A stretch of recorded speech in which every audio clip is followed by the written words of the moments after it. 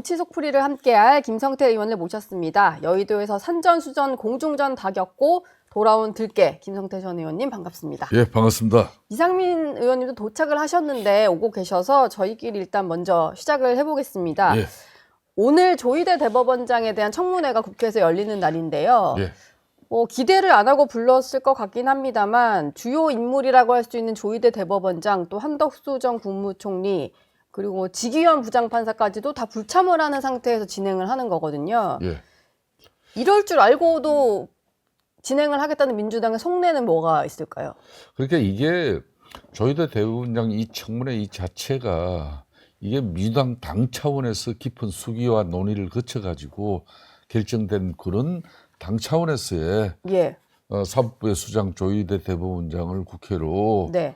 불러서 이렇게 청문회를 개최하겠다는 그런 뭐 준비나 계획이 전혀 없었던 거예요. 민주당 차원의 논의는 없이. 그러니까 지난주에 그냥 추미애 그냥 법사위 위원장이 사실상 검찰개혁 입법 청문회를 하는 그런 법사위를 소집해놓고 예. 막상 중간에 그냥 그것도 야심한 밤에 조희대 대법원장 청문회 개최의 건을 갖다가 상정해가지고 네. 그리고 민주당 중심으로 일방적으로 그냥 두드려 버렸어. 예. 그런데 그 대한민국 상권 분립이 이렇게 명확하게 유지되고 있고 또 사법부의 수장 이건 사법부의 독립을 근간을 해치는 그런 아무리 직접 선출 권력 입법부의 네. 그런 결정이라 하더라도 상권 분립에서 헌법을 존중하는 의미에서 조희대 대법원장은 불출석 사유서를 그렇게 적어서 냈어요. 그렇죠.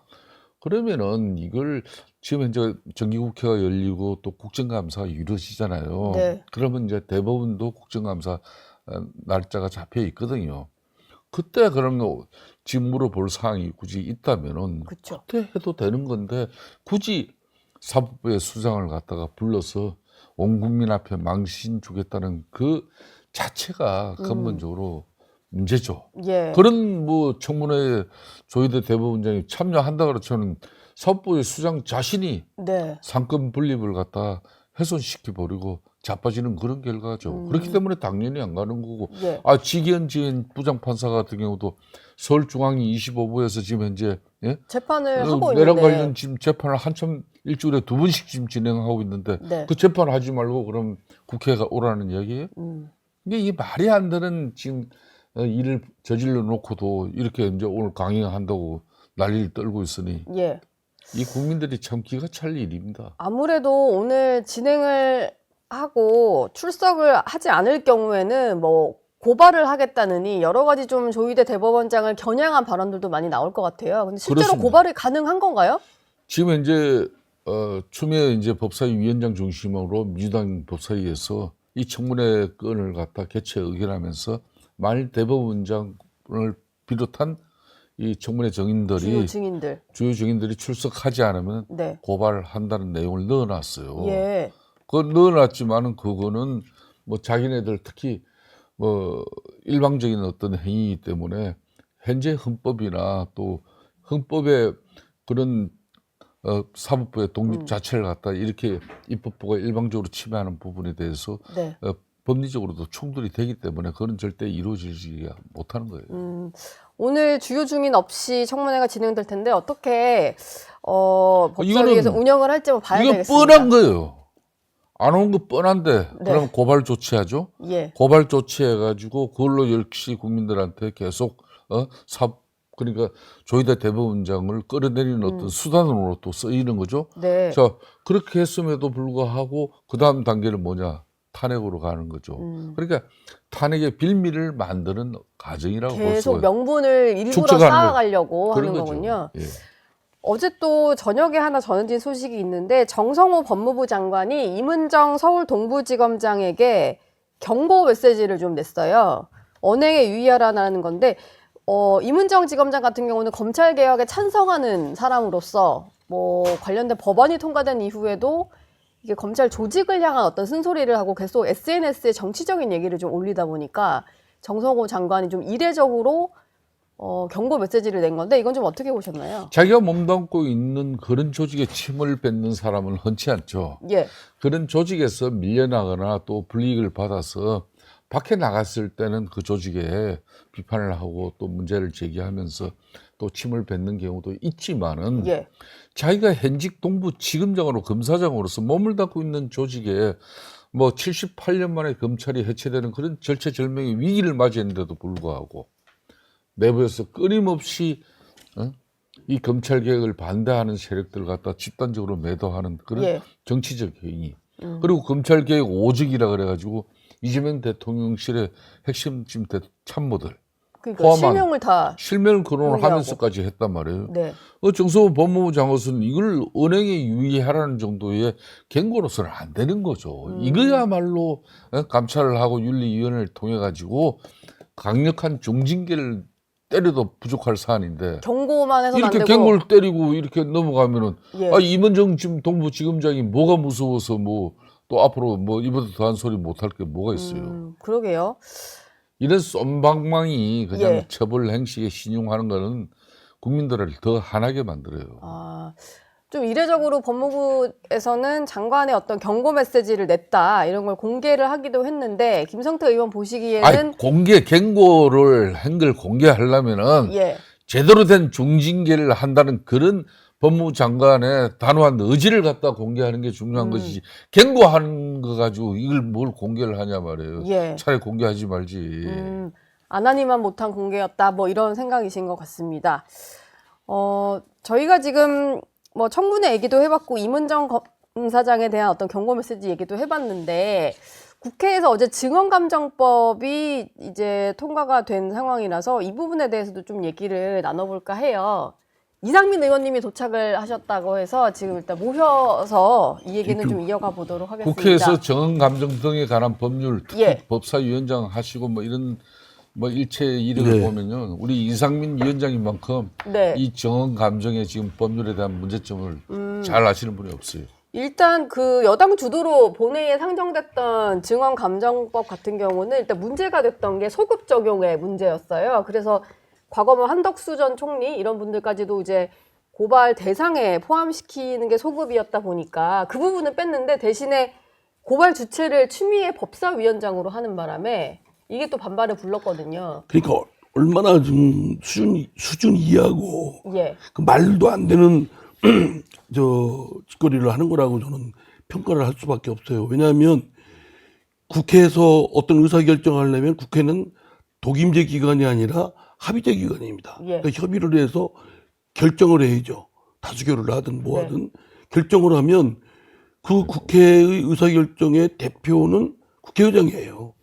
근데 국회의장인데 갑자기 법사위원장이 법사위나 법사위원장은 국회 내에 있는 기관일 뿐이지 예. 국회를 대표하는 기관 아니거든요. 그쵸. 근데 그걸 법사위원장이 한다라고 하면 말도 안 되죠, 진짜. 그러니까 그리고 추미애 위원장 스스로가 법조인 출신이잖아요. 네. 법률가고. 판사 예. 출신이잖아요. 그러니까 기본적인 이 사람들이 진짜 그 판사할 때는 어떻게 판결을 했는지, 네. 사법시험은 어떻게 됐는지 기가 막힐 정도예요. 예. 근데 결과적으로 의장실에서 제동을 건 것 같아요. 그건 당연히 그렇겠죠. 이런 예. 식으로 되면은 이제 법사위가 상원 역할을 하게 되는 거 아니냐라고 하면서 다시 국회의장 명의로 고발하는 걸로 바꾸긴 했던데 한번 수정하긴 했습니다만 이거 나중에 또 변경 안 한다는 보장이 있을까요?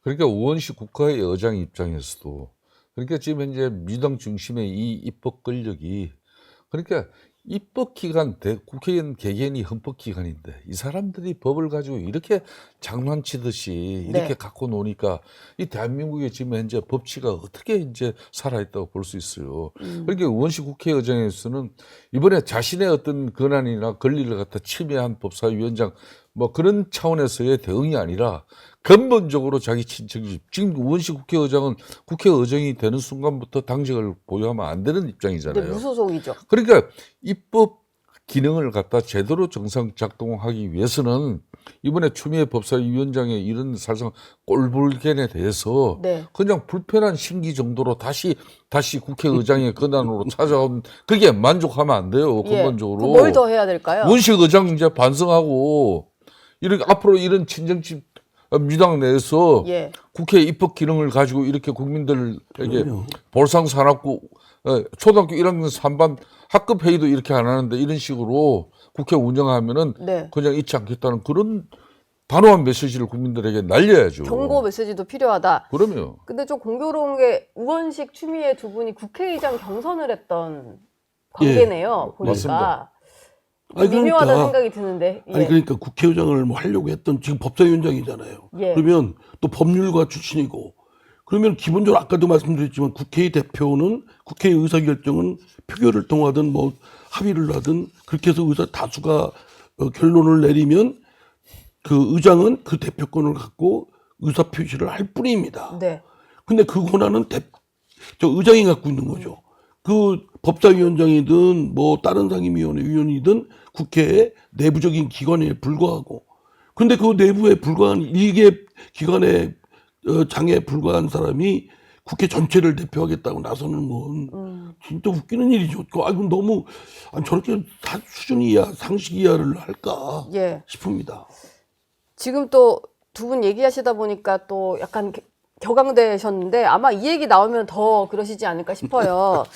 국정감사 출석을 두고 논란이 있었던 김현지 대통령실 총무비서관이 어제 제1부속실장으로 보직을 바꿨습니다. 제1부속실장은 국감 출석 의무가 없는 자리잖아요. 예. 그래서 일부러 피하려고 좀 인사를 했냐 뭐 이런 말까지 나올 정도인데. 올해 광복 80주년, 헌정지임 77주년입니까? 예. 뭐 그렇지만 하여튼간에 살다 난 이런 게 처음 봐요. 국감 직전에 막 보직 받고. 아무리 이재명 대통령의 핵심 뭐 그런 뭐 2인자 소리를 예. 들으면서 절대 존엄이라 하더라도 국민들 앞에 이런 짓 하면 안 되는 거죠. 이게 국회에서 그것도 운영위원회에서 자기 친정집에 김병기 원내대표가 위원장을 맡고 있잖아요. 예.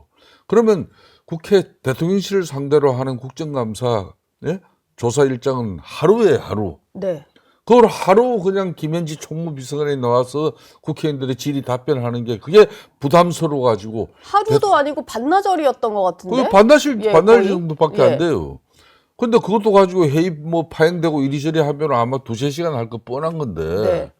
근데 그걸 갖다 이 사람이 무슨 절대 비밀을 가지고 이재명 대통령과 또 김현지 총무비서관은 그런 절대 존엄으로서 같이 동급으로 민주당 친정집에서 예우를 해야 되는지. 그기야 이제 보여. 국민적 어떤 여론도 좋지를 않으니까. 네. 그러면 제1부속실장은 여태까지 지금까지 예. 대통령 항상 수족으로서 일정을 옆에 함께 해야 되기 때문에 국회 이제 국정감사 기간에도 부르지 않았어요. 네. 결국 그런 자리에다 지금 보직 전부 배치해버린 거 아니에요? 음.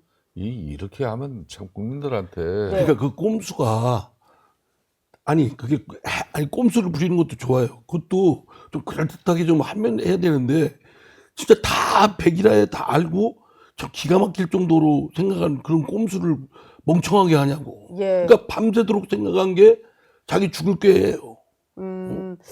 이게 지금 망조가 들었어요. 대통령실에서 설명하기로는 지금 강유정 대변인 1인 체제였는데 기존의 제1부속실장이었던 역시 이제 성남 라인으로 최측근이라는 김남준 실장을 대변인으로 보내면서 여기에 따른 연쇄 이동인 것처럼 설명을 하긴 했거든요. 아이고 예. 그게 말이 됩니까? 다 뻔한 거, 다 꼼수인데. 근데 여기에 그러니까 정직하지도 않은 거예요. 네, 여기에 대해서도 이제 김남준 실장이 이제 대변인으로 옮기는 것 자체가 대중적으로 얼굴을 알려서 지방선거 때 있을 보궐선거나 여기 출마 얘기가 있더라고요. 그거보다는요 더 사실상 이 강유정 대변인이 비대위원 하다가 대변인으로 발탁이 됐잖아요. 그랬죠. 그런데 이제 지금 이제 강유정 대변인이 몇 번 헛발질을 했어요. 예? 그 헛발질을 한 내용을 가지고 주워 담고 다시 해명하고 예. 정무수석이 나서고 또 대통령 비서실장이 나서고 그런 사례들이 제법 있잖아요. 근데 그때 뭐 당장 기억나는 게 조희대 대법원장과 관련해서 예, 그런 예. 입장부터 해가지고 계속 몇 가지가 있었거든요. 예. 해순방 때도 그렇고. 그러니까 이제 근본적으로 강유정 단독 대변인 체제에 대해서 신뢰가 상실된 거죠. 그러니까 우리 저 앵커께서도 아시겠지만은 대통령실의 대변인은 홍보수석실의 네. 대변인이 최고 책임자예요. 예. 근데 그 최고 책임자를 갖다 지금 두 사람을 둔 겁니다. 그럼 대변인실에 그 많은 근무하는 그 인력들은 두 사람 다 어떤 조건으로 결제를 받아야 될 건지 예. 판단을 구해야 될 건지. 그러네요. 그러니까 대변인실은 대변인 아니면 부대변인 체제로 가지고 이렇게 사람은 바뀌지만은 네. 서열은 명확하게 구분을 1인자가 명확히 있어야 되는 그럼요. 건데. 그런 상황을 지금 만들어낸 겁니다. 결론은 네. 다시 성남 친정 라인으로 다 복귀시키는 겁니다. 그리고 이번에 대변인실까지도. 절대 존엄 쉽게 말하면은 김현지 총무비서관에 대해서 예. 국회 이제 이런 국정감사도 피하면서 이참에 친정 체제를 더욱더 공고하게 구축하는 그런 과정이죠. 근데 김현지 뭐 지금은 제1부속실장 김현지 실장 같은 경우는 국회에서 출석을 결정하면 따르겠다 이런 입장을 대통령실을 통해서 좀 밝히긴 했거든요. 근데 이거는 당연히 여당이 막아줄 거라고 생각하니까 뭐 그렇죠. 뭐 다 이례적 그냥 절대 다수를 이례적으로 하는 갖고 말일까요? 있으니까 예. 예, 합의가 안 되겠죠. 합의가 안 되면 안 나오는 거죠. 네. 그러니까 지금 그렇게 해서 부속실장으로 옮긴 거는 결국은 꼼수 부린 거거든요. 예. 자기들 나름 때는 아주 그냥 요렇게 저렇게 궁리해서 한 건데 국민들은 다 알죠. 그런 꼼수가 형편없는 꼼수를 부리고 있다는 걸. 네. 예. 근데 이게 저희가 뭐 저희끼리 여권에서도 이런 얘기 나오는 것 같은데 만사현통이라고 해서 모든 일은 김현지 비서관을 통한다고 해서 현통이라는 말까지 나올 정도였잖아요. 그러니까 예. 근데 이런 식으로 뭐 국감에 나오니 안 나오니 하고 그 직전에 뭐 인사조치까지 내버리는 걸 보니까 그냥 뭐 그 말처럼 나왔던 건데 진짜 사실인가 이런 생각이 들 그런 거죠. 정도예요. 결론은 키운 거죠. 예. 그러니까 이재명 대통령의 복심을 넘어가지고 실질적으로 이재명 대통령의 버금가는 존엄으로서 이 사람을 건드리면은 그건 용납하지 않겠다. 그러니까 제1야당 국민의힘이 당대표를 포함해서 그렇게 원내대표가 뭐 에브리데이 예. 공시에 공격을 하고 있음에도 불구하고 지금 민주당의 입장에서는 김현지 총무비서관을 갖다 국회 운영위원회 국정감사에 정인으로 세우지 못하겠다. 그 입장에 네. 그 국민 여론이 좋지를 않으니까 결론은 대통령실 인사 이동을 통해까지도 이 사람을 국회에 안 보내는 그런 판단을 하잖아요. 예. 그렇게 하고서 김현지 비서관 입장에서는 국회에서 부르면 가겠다. 국회에서 자기 친정집이 민주당이 절대 일법 걸려가 가지고 정은 이 협의해 가지고 정인 채택을 때려야 되는데 네. 어떻게 지금 국민의힘이 김현지를 갖다 정인으로 만들 수가 있냐고. 예. 말도 안 되는 소리를 지금 하고 있는 거예요, 그냥. 뭐 출석이 의무화되어 있는 총무비서관 때도 뭐 합의를 안 해줬던 건데 이제 와서 민주당이 부르려고 합의할 일이 예. 없을 것 같고요. 네. 근데 이제 김현지 비서관이 그러다 보니까 베일에 많이 쌓여 있는 인물이었단 말이에요. 근데 우리가 알고 있는 것은 성남시장 때부터 가장 가까이서 함께한 최측근 중에 최측근이다 이런 건데 이제 대체 그게 예, 어느 더 정도까지의- 세간의 관심을 더 불러일으키지 않습니까? 네. 그러니까 그게 그렇게 오히려 자승자박의 꼴이 될 거라고 생각해요. 그렇게 하는 것이. 이게 그냥 나와서 했으면은 사실 있는 둥 마는 둥 할 텐데 네. 저 사람 대단하구나. 이재명 정권에 진짜 숨어 있는 실세인가? 또 그렇다는 소문도 많고. 네. 그럼 아까 저 사회자께서 말씀하신 대로 소문이 사실인가? 이렇게 믿는 사람들이 많아지겠죠. 네. 그럼 이재명 정권을 온전하다고 보겠어요. 세상 뒤에 김현진가 누군가가 다 좌지우지하고 또 더불어민주당 사람들은 거기에 또 끽소리도 못하고 납작 엎드리고 예. 그러면 이제 뭐 국가 운영이라는 것은 엉망진창 되는 거죠.